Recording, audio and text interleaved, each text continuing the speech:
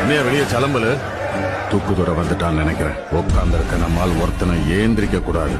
ஏத்தி கட்டின வேட்டி இறங்க கூடாது.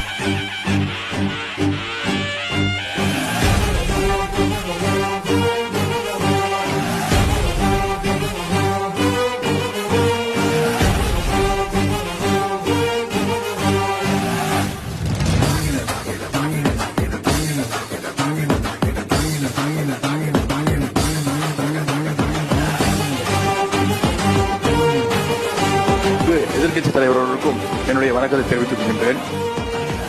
மக்களுக்கு அடிப்படை சமூக நீதியான பாதுகாப்பை கூட உறுதி செய்ய இயலாத